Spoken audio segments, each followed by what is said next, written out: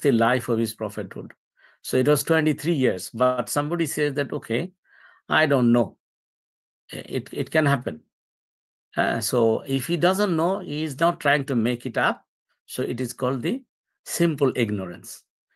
But the dangerous jahiliyat basically is al-jahl al-murakkab, the double ignorance or compound ignorance or complex ignorance.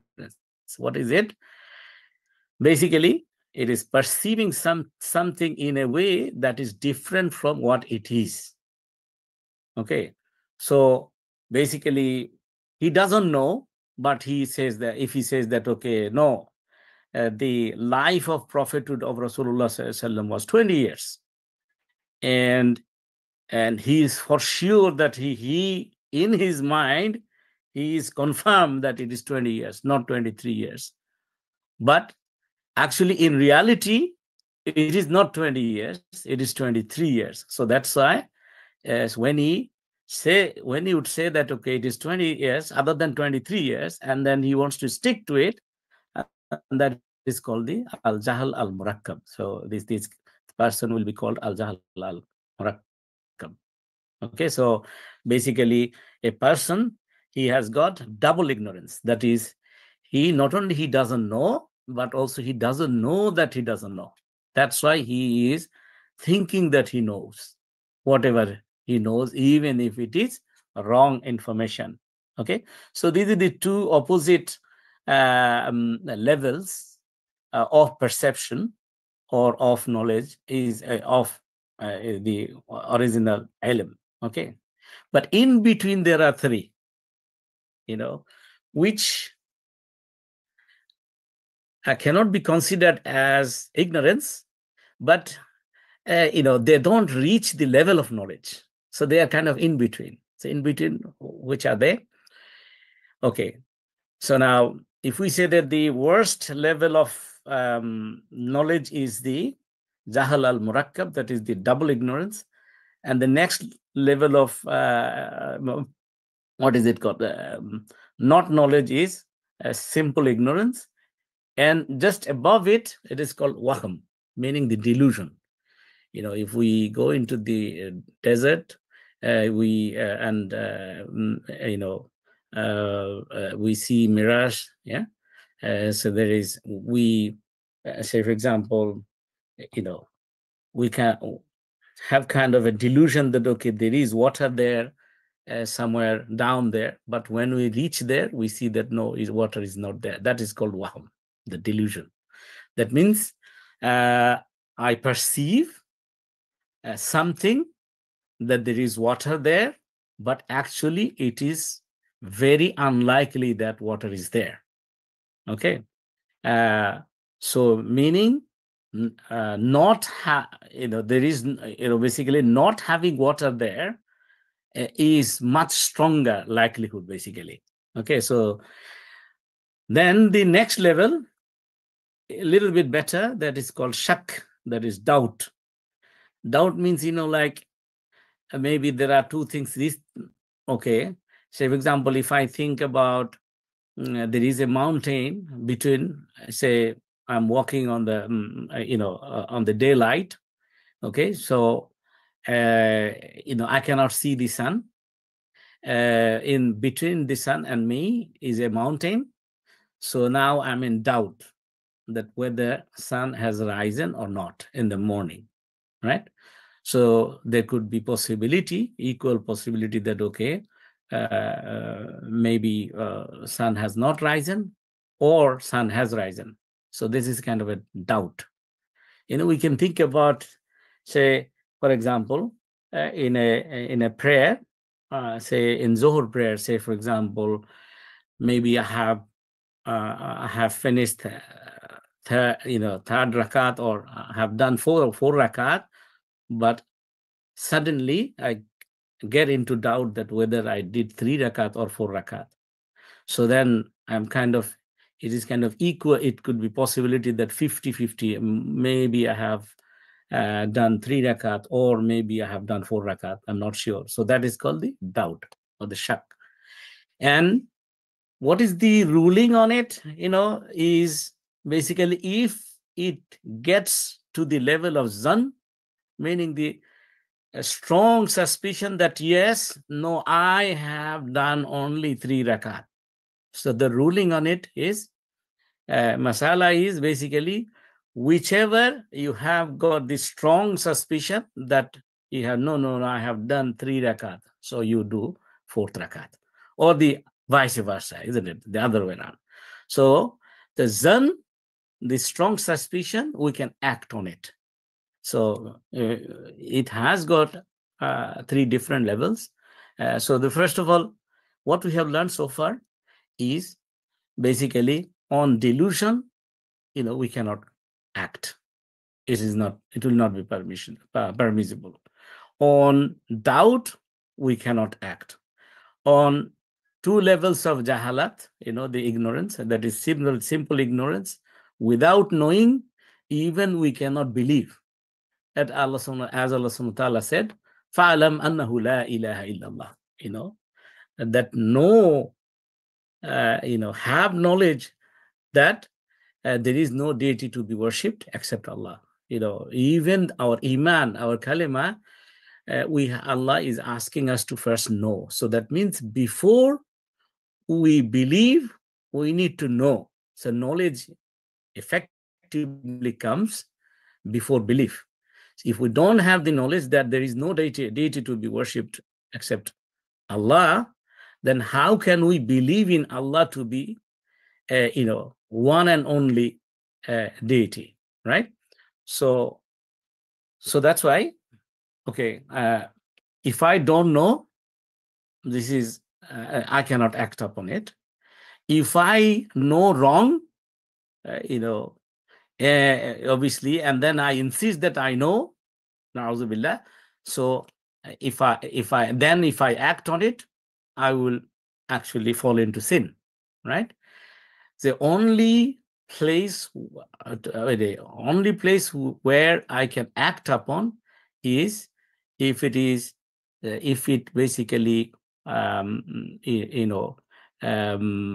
fulfills all the 3 conditions that we mentioned in the beginning. Idraku shay ala ma huwa alayhi idraku jaziman, right? So basically, whatever I see, whatever I read, whatever I heard, it is, I can see it is there in actual reality, and it is for sure, for certain, I have got yaqeen, okay? So then I can act upon it. And the other bit we can act upon is basically on the part of zan, the strong suspicion, in there. If we say the Sheikh Albani, rahimahullah, he categorized the zan into 3. Zan, say for example, I have got suspicion, but suspicion is very weak. My perception is very weak, right? I'm not sure. So that's why Allah subhanahu wa ta'ala said, Inna ba'da zanni ithm. Allah was basically, asking us not to suspect, because most of the suspicions are basically sins, because they have got very weak, foundation. Okay, but there are zan, it's a strong presumption, or zan when it becomes almost yaqeen, that is certain, it falls into the category of ilm. Say for example, in Quran, in different places, zan has been actually expressed as under these three categories. Say for example, Allah subhanahu wa ta'ala mentioned in Surah Al-Haqqa in verse number 20, Inni zanantu anni mulakin hisabiya. Indeed, I was certain. So that means this zan is basically zan yaqeen, certain suspicion, certain presumption. So that means it goes into the category of ilm.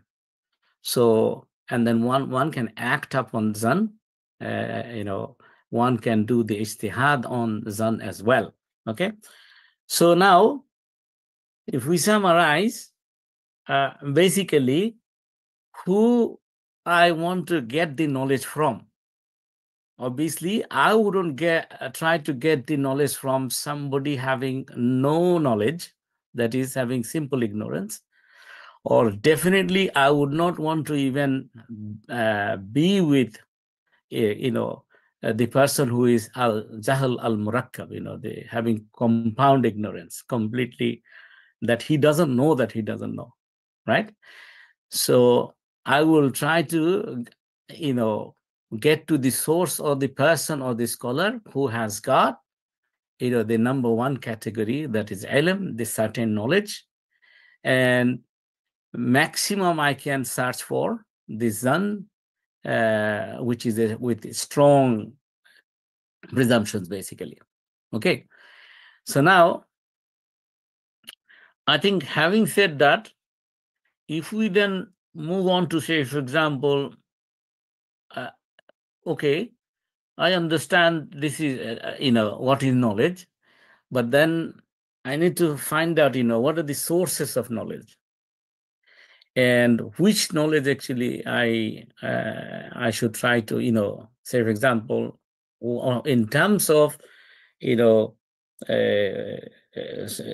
Sharia ruling, that talabul ilmi faridatun ala kulli Muslim, as Rasulullah SAW said, seeking knowledge is fard upon every Muslim, men and women. Yeah. So the seeking knowledge, then how much, to what extent I should actually seek knowledge. So in order to know that, I need to find out in terms of, in my, how do I say, like the sources of knowledge. Where do we normally get the knowledge from? Number one is his. It is called the sensory knowledge. Like, as I mentioned, all the sensory organs. Like eyes, we see; ears, we hear; nose, we smell. Yeah, tongue, we taste; skin, we touch. Yeah. So that means, there's somebody with somebody, if he touches you and his hand is cold, so you feel cold, right? So that means his hand is cold. So I'm getting it from the sensory source. And there is another source, is akal, the intellect. For example, say you saw a smoke somewhere, then even if you don't see the fire, your intellect knows that the smoke should come from a fire.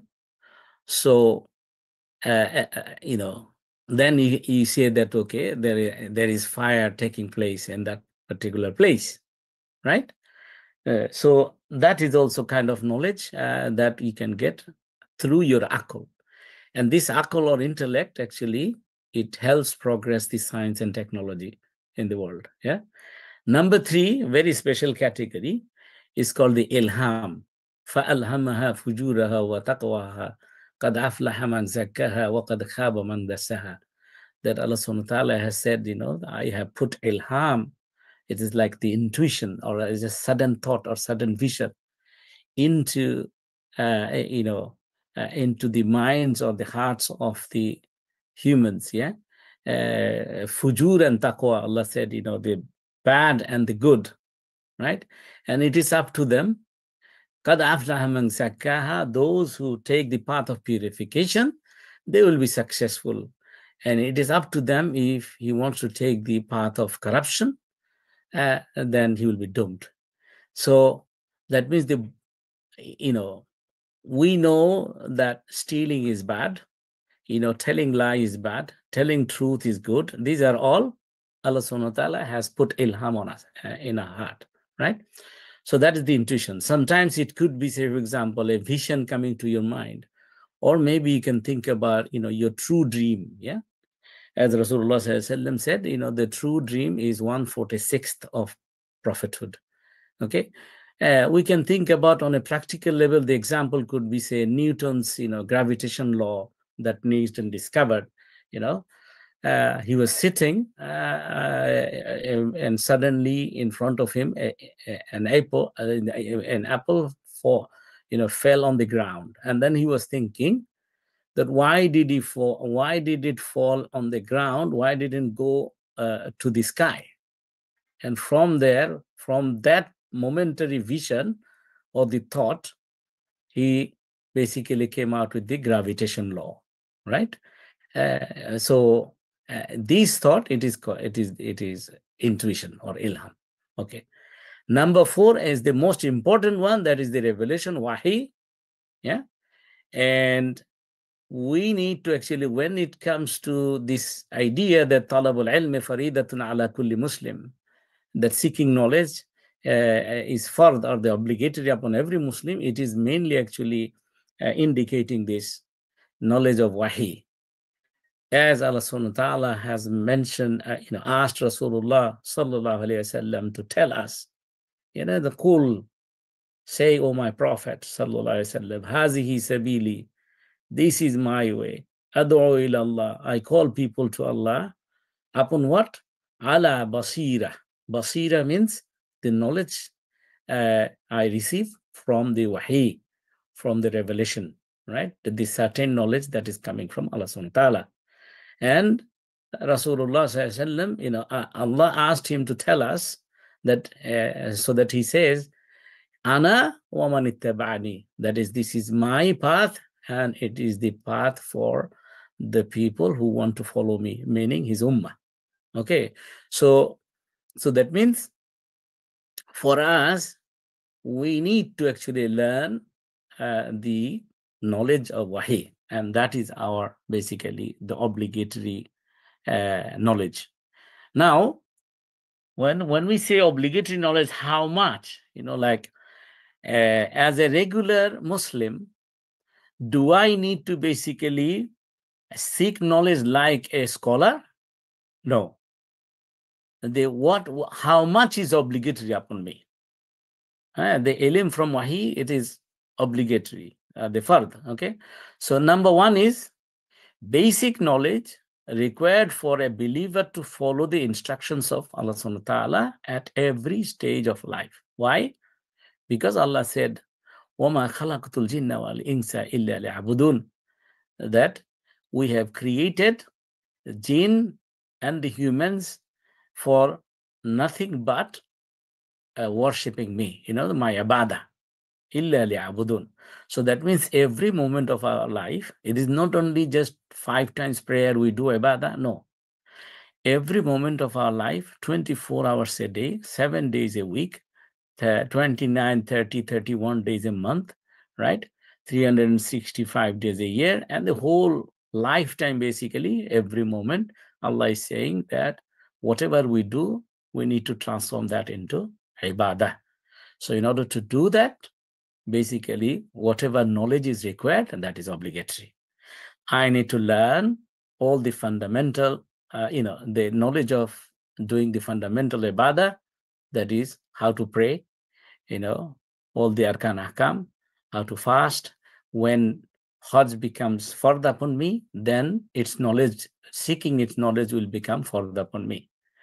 When it becomes zakat becomes fard upon me, then the learning the knowledge of paying zakat, who to pay, will become obligatory upon me. So these are the just fundamental ibadah bit. What about the rest of the ibadah, which are mu'amalat, the engaging in the dunya, with the society, with the humans, with the family members, with friends, colleagues, yeah?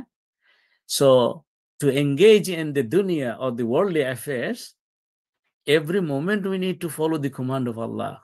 We need to seek his satisfaction, right? So sometimes it could happen, say, for example, any worldly activity or action we do, we can turn that into basically, the ibadah. If we can, say, for example, if when I'm eating, I'm having lunch or dinner, if my food is halal, if I say Bismillah in the beginning, and in the end, if I say Alhamdulillah, then it becomes, and if I have bought my food by halal income, so then it becomes ibadah, you know. So when I go to sleep, before I go to sleep, Bismika Allahumma amutu wa ahya, and then when I wake up, Alhamdulillahi alladhi ahyana ba'da ma amatana wa ilayhi nushur. So it turns out to be ibadah. And it becomes even better if I do wudu before I go to bed, and before I sleep, I keep on reading, say, Surah Ikhlas, Surah Falak, Surah Nas, or 3 verses of, say, for example, last 3 verses of Surah Baqarah, Ayat al-Kursi, and I keep remembering Allah subhanahu wa ta'ala until I, basically go to sleep, yeah?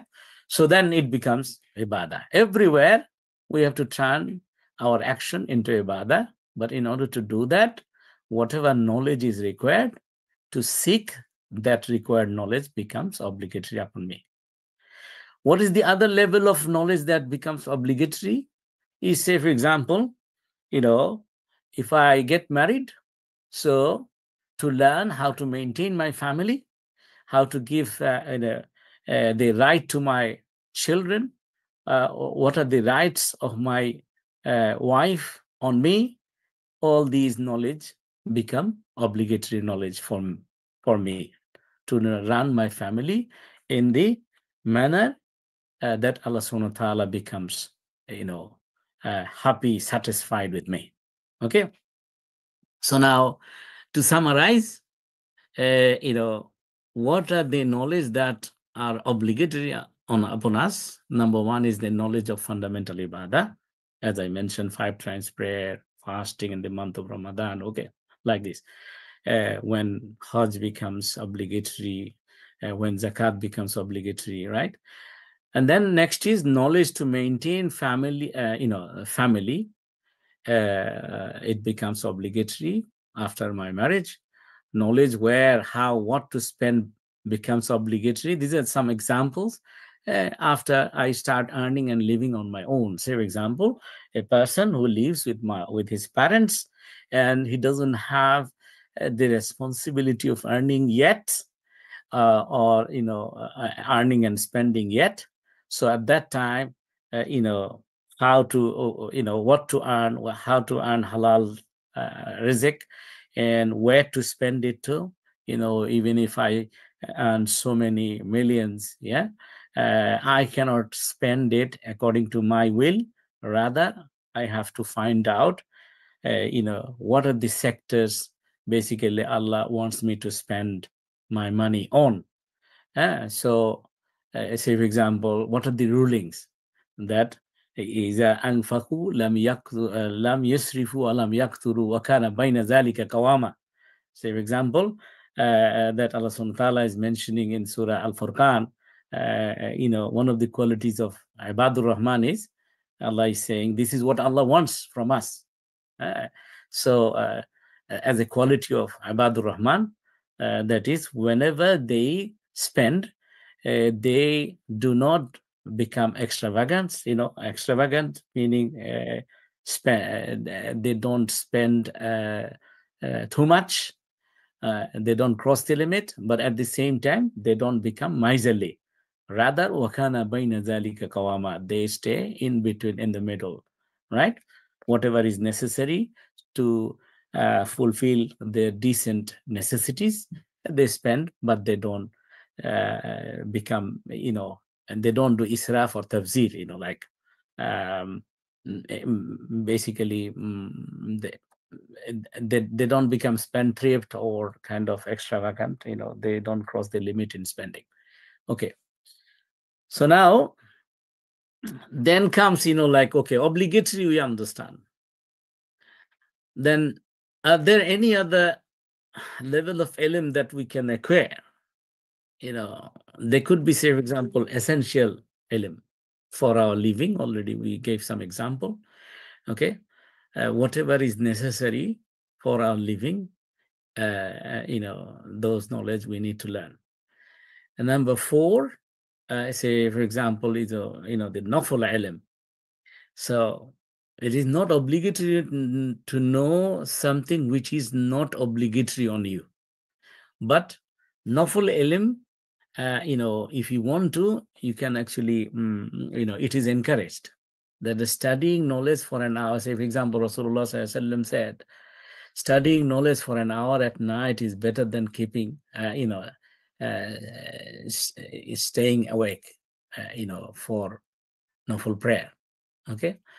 Or another one is, Rasulullah Sallallahu Alaihi Wasallam said the superiority of the scholar over a normal abed, superiority of the alim over a normal abed, meaning worshipper, is like, as Rasulullah Sallallahu Alaihi Wasallam said, my superiority over the lowest among you, meaning the companions, Rasulullah Sallallahu Alaihi Wasallam is saying. In another place, Rasulullah Sallallahu Alaihi Wasallam said the superiority of the scholar over the worshipper is like the superiority of the moon on the full night over all other normal stars, right? One faqih, one jurist, basically, obviously jurists are scholars, yeah, is stronger against shaitan than 1,000 worshippers. The knowledge, basically, at this point, maybe if I tell you a story that, I think all these are kind of, it will come in the excellence of knowledge, effectively.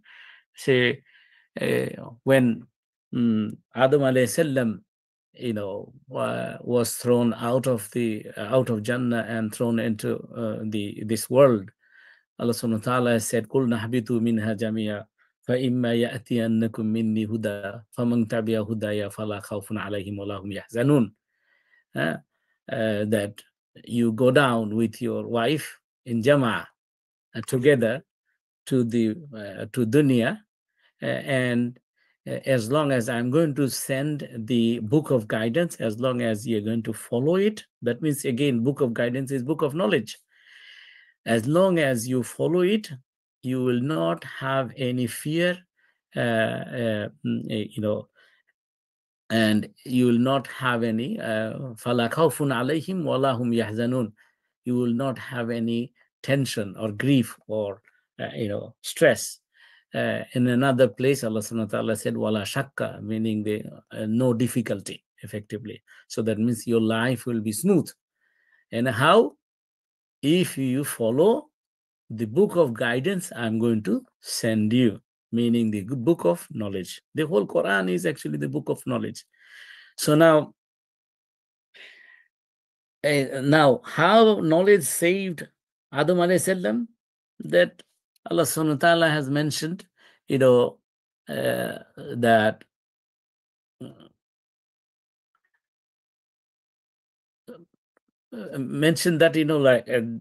that Allah subhanahu wa ta'ala has taught him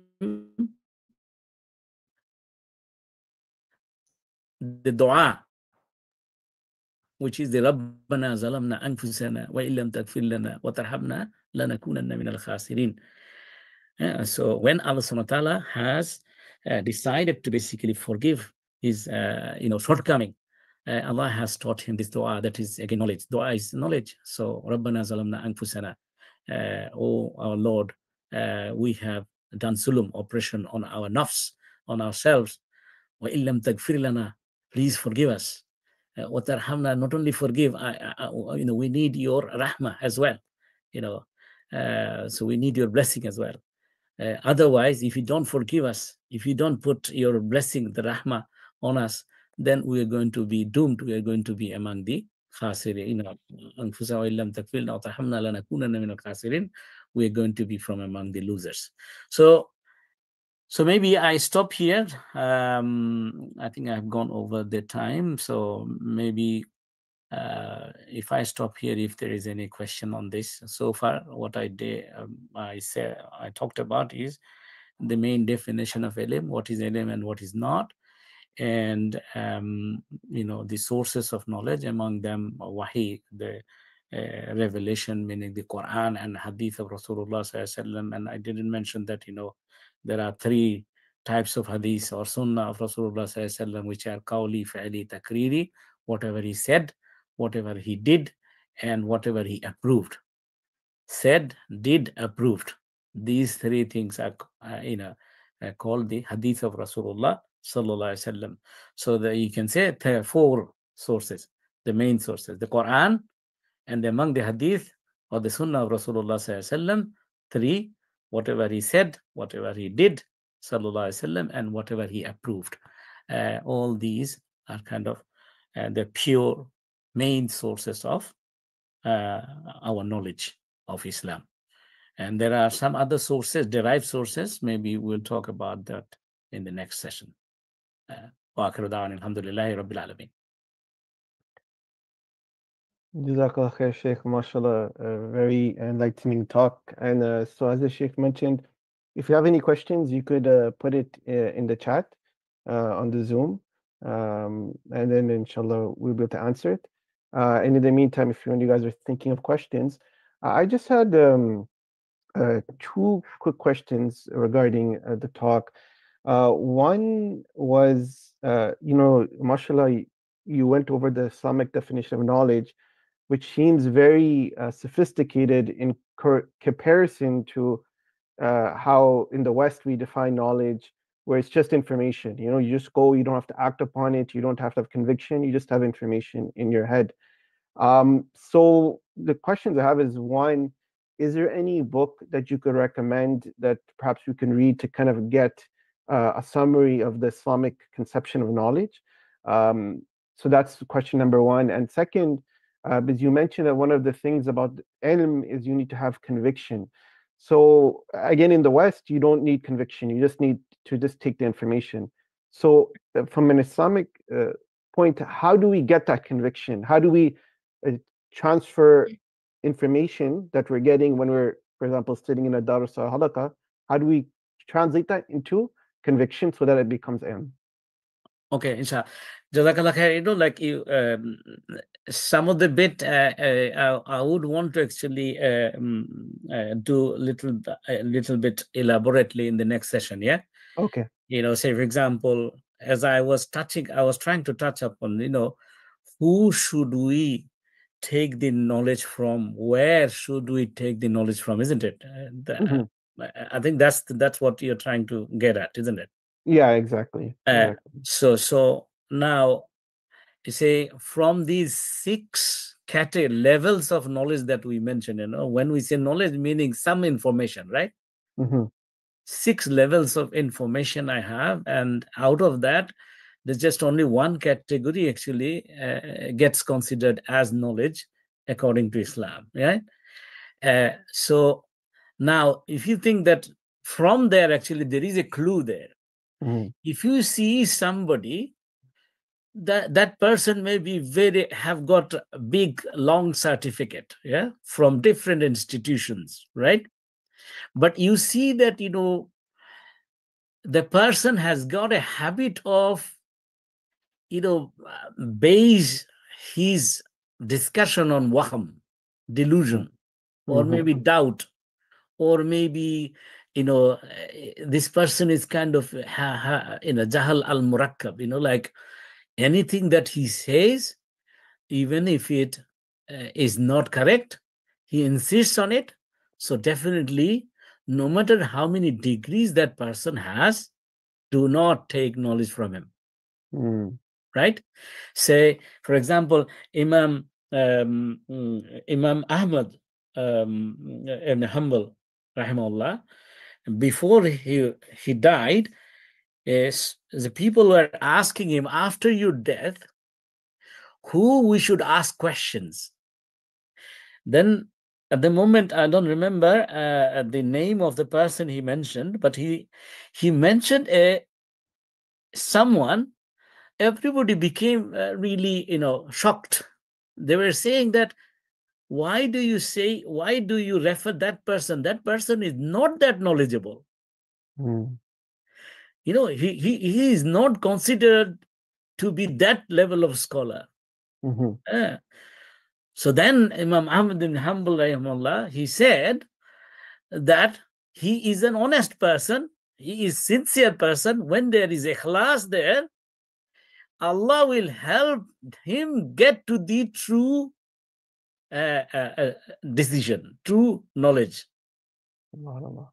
Can you see? So that's why it is, who is Jahil al-Murakkab? Basically, those who have got arrogance, isn't it? Mhm. If somebody has got arrogance, even if he has, I know, alhamdulillah, Allah has given me the tawfiq to do dawah activities there in the whole Europe, in so many countries, including the UK. Alhamdulillah. And I am originally from Bangladesh. I did dawah activities there as well. I have come across so many people say, the person has done the hips, of 30 Jews. And then after a while, he forgot. Mhm. The person has got, triple Kamel, say in Bangladesh, it's called triple title, right? Alim Fazil Kamel, yeah? So from one of the top Islamic institutions, yeah? Mhm. But subhanallah, he cannot say anything about ilm because he forgot. Mhm. Can you see? So that means we need to be. I would touch upon all the criteria of a person you want to take ilm from Mhm. in the next session, inshallah. But main thing is, out of these 6 levels, where he mainly, what is it called? Generally, he stays on. Does he try to always stay on, say, wahm or maybe shak, right? They say there are people, they've got a habit, okay, they want to always deal with doubtful matters. Mhm. He cannot stay away from doubtful matters, or he cannot, away from delusional matters. Say, for example, in Quran, there are 2 types of verses. Yeah. One is the muhkamat, another is the mutashabihat. So the good knowledgeable people, they will always try to concentrate on the muhkamat. The muhkamat means the hukum, yeah? The commands, clear commands. You have to pray 5 times a day. You have to fast in the month of Ramadan. These are very clear cut, isn't it? Mhm. But there are verses which have got double meanings, mutashabihat. So if you see that the person, instead of focusing or concentrating on the clear-cut verses, he has got always a tendency to dwell with, like mutashabihat, double meaning verses. And then he tries to basically, you see that tries to get some advantage, in his favor as he wants, right? So Mhm. please, we need to stay away from those kind of people. Mhm. Does it help? Does it give you some answer to your question?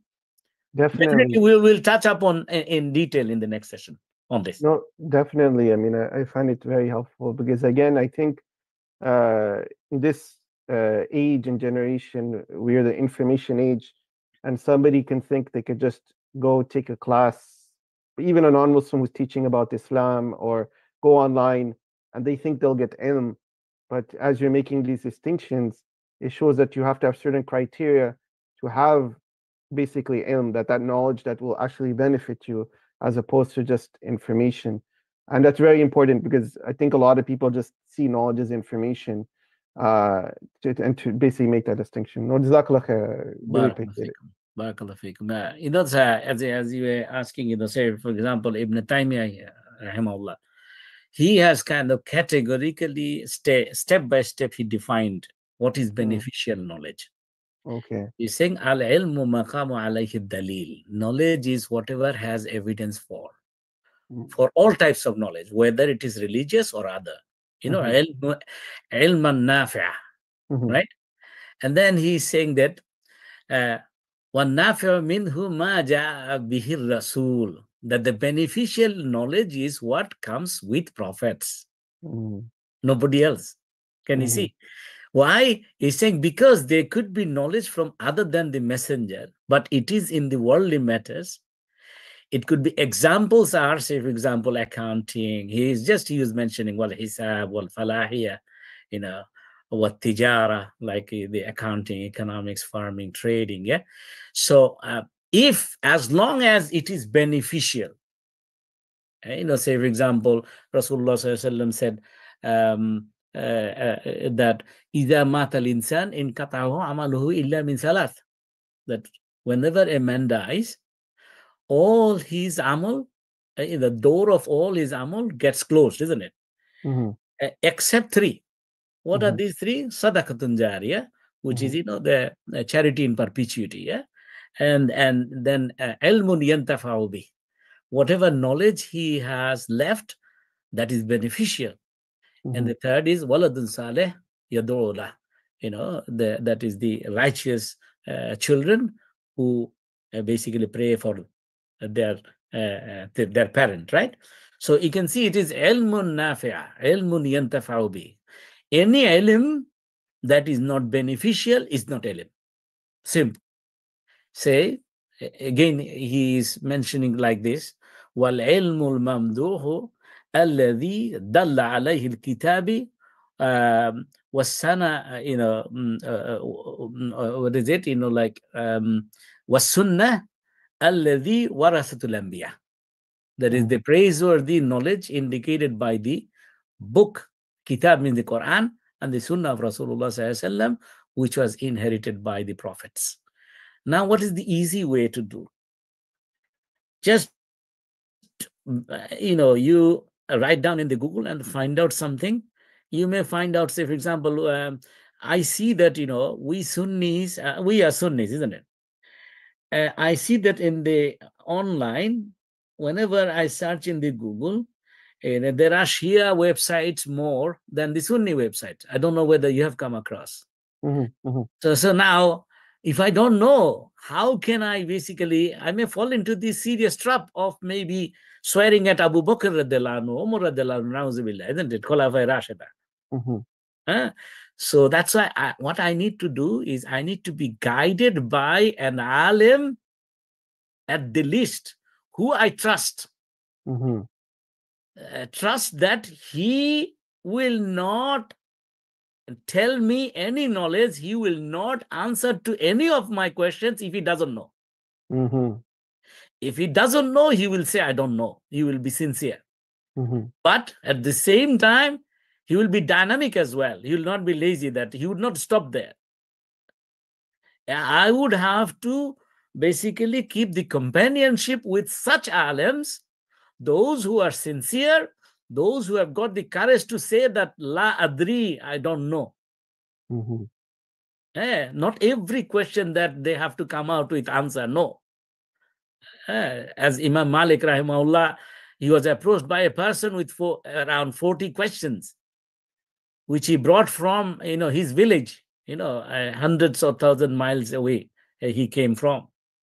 And then Imam Malik rahimahullah, he saying more than 30 questions, he said, I don't know, I don't know, I don't know, I don't know. Then this man became very upset. He was saying that, oh Imam, knowing that you are the best alim in the world at the moment, I came here, and you are saying you don't know more than 30 questions. Just tell me, there are questions I brought from my fellow villagers. Yeah. What should I tell them? That I met Imam Malik, what should I tell them? Do you know what Imam Malik said? Imam Malik said that, tell them that Malik doesn't know. Wow. Can you see? SubhanAllah. So that's the, inshallah, I think I should stop here. Yeah. Jazakallah khair. So it's very enlightening. And it looks like we're out of time.